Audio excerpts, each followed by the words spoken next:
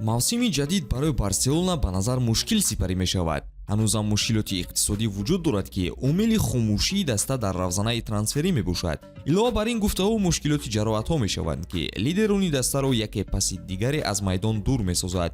ивази сармураббӣ карданам таъсири худро мегузорад. интизор мешавем то яке аз лидерони даста фурӯхта шавад. танҳо ин сабаб мешавад, ки Ханси Флик ба ҷуз Нико Уильямс боз хариде дошта бошаду тактикаи худро амалӣ созад. умедворам навору бо лайки худ дастгирӣ карда то охир моро ҳамраҳӣ мекунед. мо бошад шурӯъ мекунем.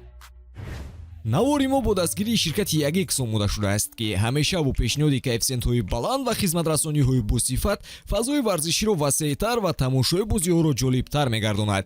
дар Ягекс регистратсия осон ва пардохт аз тамоми гӯшаву канори дунё, вале аз ин ба баъд муҳимтар аз ҳама барои шаҳрвандони Тоҷикистон бонус то 8000 сомонӣ дар аввалин ҳисобпуркунӣ бо промокоди TJBARCA пешниҳод мекунад. барои соҳиб шудани бонус шумо метавонед ба ссилкае дар комментария буда дароед. ба ҳама муваффақият.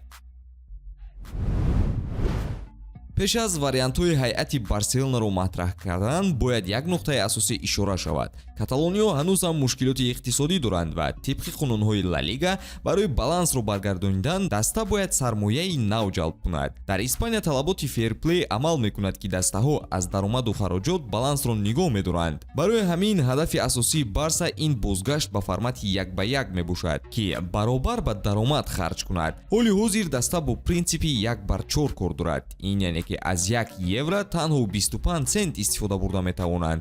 барои ҳамин агар каталониҳо ба формати 1/1 баргарданд, ҳатман харидҳои лозима иҷро шуда метавонанд. чӣ хеле ки равшанӣ додем, бо сабаби мушкилиҳои иқтисодӣ феълан нақшаҳои трансферии Барса дар об навишта шудаанд. аммо як чиз равшан аст, ки Лапорта ҳама корро дорад то зудтар Нико Уильямсро ба даст дорад. вингери Атлетик дар евро худро хуб нишон дод ва ҳадафи якуми трансферии Барселона дар ин тобистон шуд. дӯстии Нико бо Ямал ва Фирмин сабаб шуд то худи бозингар низ хоҳиши баромад дар Каталонияро пайдо созад. Атлетик ӯро бо қабули 60 миллион евро раҳо хоҳад кард ва акнун роҳи пардохти он пулро кофта истодаанд. ҳадафи дуюм бошад ҳамлагари дигари мунтахаби Испания Дани Олмо мебошад.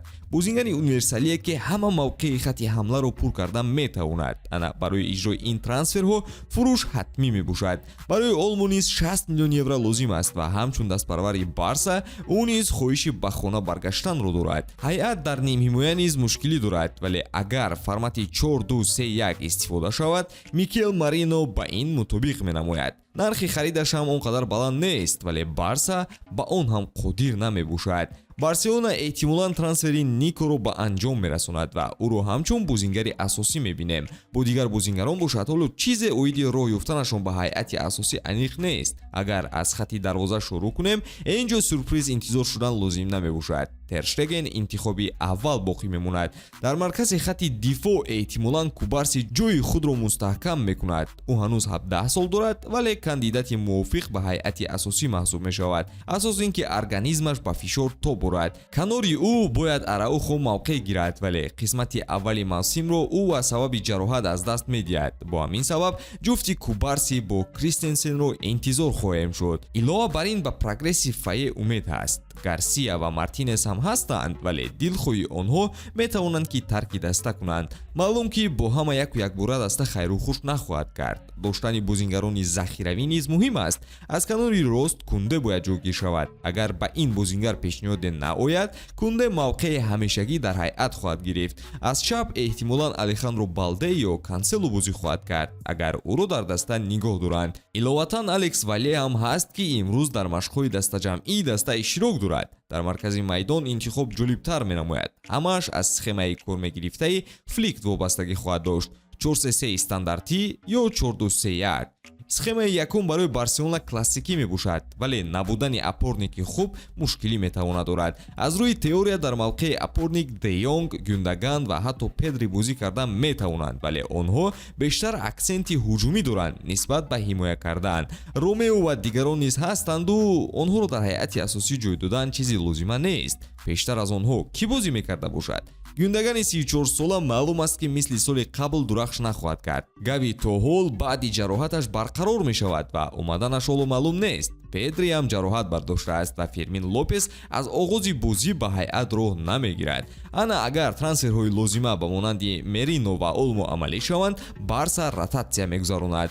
Дар ҳуҷум пешгӯиҳо вуҷуд доранд. Агар Нико ҷалб шавад, ӯ бо Левандовски ва Ямал сегонаи асосӣ мешаванд. Дублёрон дар ҳамла бошанд. Торес, Рафиня ва Ансу Фати хоҳанд шуд. Ана агар Рафиня раваду Олмо харидорӣ шавад, Барса ва мунтахаби Испания як хати ҳамларо ба идора мегиранд. Дар ҳар сурат, Барса ҳарчи тезтар бояд мушкилоти иқтисодиро ҳал кунад, то тобистон харидҳои лозима карда шаванд.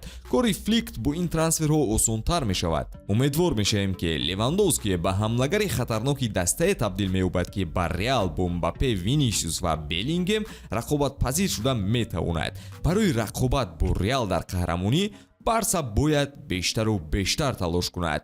Ба ҳамин тамом дӯстон, ҳатман обуна шавед ва наворҳои ҷадидро мунтазир бошед. Хайр!